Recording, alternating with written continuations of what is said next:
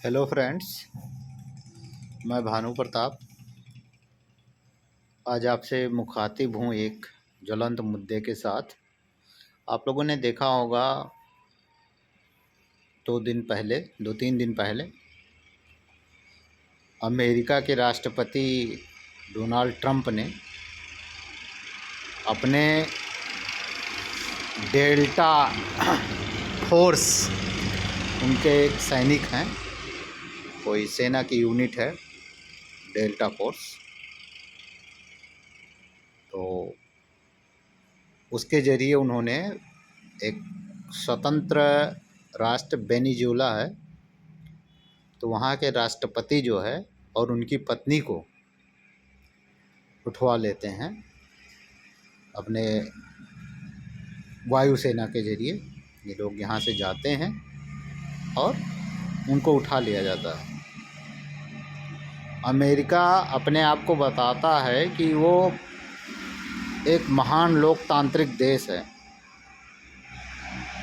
लोकतांत्रिक देश होने के बावजूद वेनेजुएला में एक चुने हुए नेता को, जो लोकतांत्रिक ढंग से चुने गए नेता थे, उनको अपनी दादागिरी से उठवा लेता है।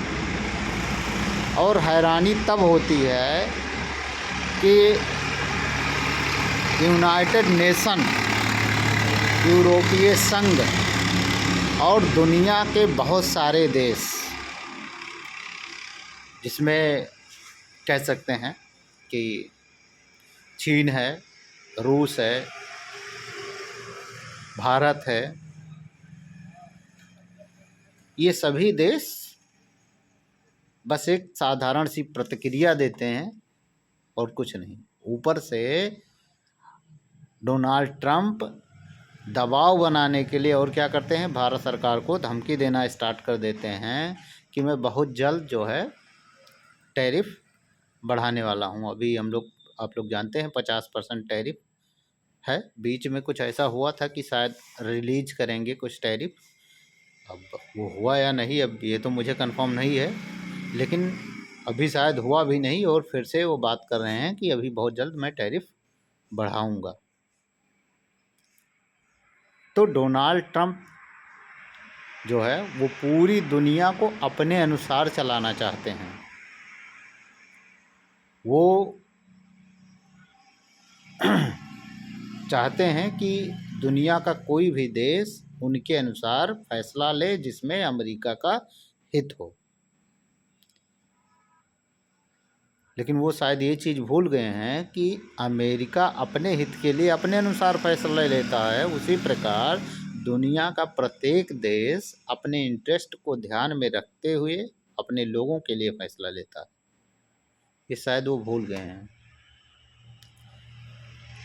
और आने वाले समय में रोज़ जब मीडिया के सामने मुखातिब होते हैं डोनाल्ड ट्रंप, तो नई धमकियां देते हैं नए नए देशों को। अभी हाल ही में उन्होंने ग्रीनलैंड, जो डेनमार्क का हिस्सा है, उसको कब्जा करने की बात कही। उधर क्यूबा के राष्ट्रपति हैं, उनके ऊपर दबाव बना रहे हैं। तो इस तरह डोनाल्ड ट्रंप बौखलाए हुए हैं।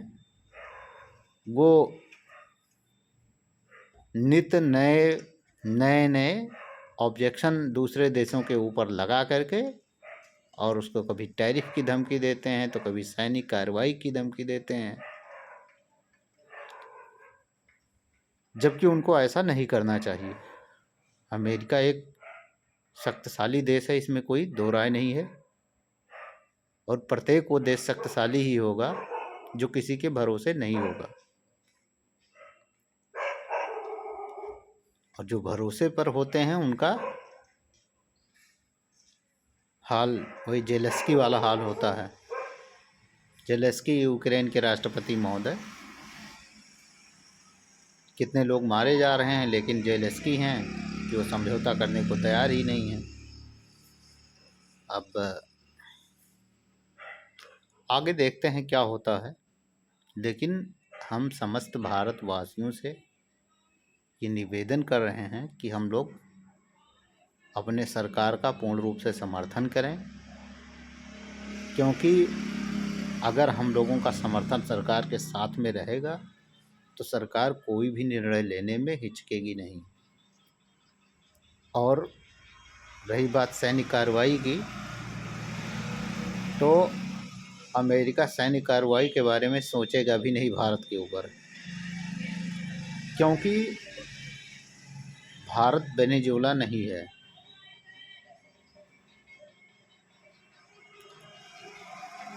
तो हमारे ख्याल से अमेरिका वाले इस चीज़ को अच्छी तरीके से जानते होंगे। वहाँ के जो लोग हैं, जो नीति निर्देशक तत्व हैं वहाँ के, वो लोग इस चीज़ को जानते होंगे। अभी भारतीय मूल की एक महिला थी, उन्होंने कहा कि शायद वेनेजुएला में S-300 जो रूस के ज़रिए लिया गया था डिफेंस सिस्टम, वो शायद उन अमेरिकी जहाज़ों को ट्रेस नहीं कर पाया। तो उसको लेके भारतीय मूल की एक महिला थी, उनका कमेंट था कि इंडिया वालों देख लो, रूस का जो S-300 है वो अमेरिकी विमानों को ट्रेस नहीं कर पाया। हो सकता है उनका नहीं ट्रेस कर पाया हो, लेकिन अब इसके गुमान में आ करके और हमारी तरफ मत मुड़ना, वरना आपके जो भी उपकरण होंगे उनके परखच्चे उड़ जाएंगे। क्योंकि भारत में S-400 सिस्टम तो है ही, उसके अलावा भारत का जो स्वदेशी आकाश एयर डिफेंस सिस्टम है वो 100% की एक्यूरेसी के साथ में मतलब टारगेट को नष्ट करता है। तो हम लोग सिर्फ उसी के ज़रिए नहीं बैठे हैं, S-400 के ज़रिए। बाकी अब अमेरिका और भारत, सुनने में आ रहा था ट्रेड डील की तरफ बढ़ रहे हैं, कोई ट्रेड होने वाली थी, डील होने वाली थी। अब वो हुई या नहीं अभी तो कोई प्रकाश में आया नहीं है। और शायद हुई भी होगी तो शायद अमेरिका के मनमाने ढंग से नहीं हुई, क्योंकि अगर अमेरिका के अनुसार हुई होती तो अमेरिका राष्ट्रपति जो है वो टैरिफ की धमकी नहीं देते। यानी कि जो हमारी सरकार है उसने अपने अनुसार डील किया है, जिसमें भारत का इंटरेस्ट होगा वही डील किया है। और दूसरी चीज़, एक मुद्दा और है बांग्लादेश वाला मुद्दा, कि बांग्लादेश के जो मोहम्मद यूनुस हैं, वो अल्पसंख्यक जो वहाँ हिंदू लोग हैं, या उनका जो रोज़ रोज़ उनको मारा जा रहा है, उस पर वो स्वयं ही कोई कार्रवाई नहीं करना चाहते। मोहम्मद यूनुस ही उसके मेन कारण हैं जो वहाँ ये सब हो रहा है, दंगा हो रहा है। और उसे वो धार्मिक रंग दे करके वो चुनाव में उसका लाभ लेना चाहते हैं, लेकिन वो शायद ये भूल गए हैं कि जब दंगा होता है तो उसमें जो दंगा कराने वाले होते हैं वो भी उससे बचते नहीं हैं।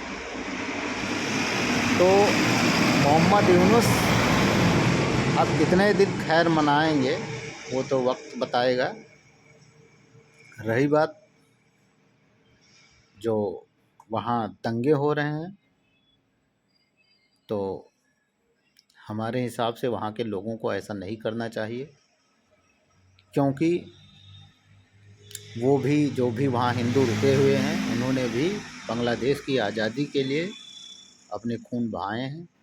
उनका भी उतना ही अधिकार है जितना एक मोहम्मडन का वहाँ है अधिकार। तो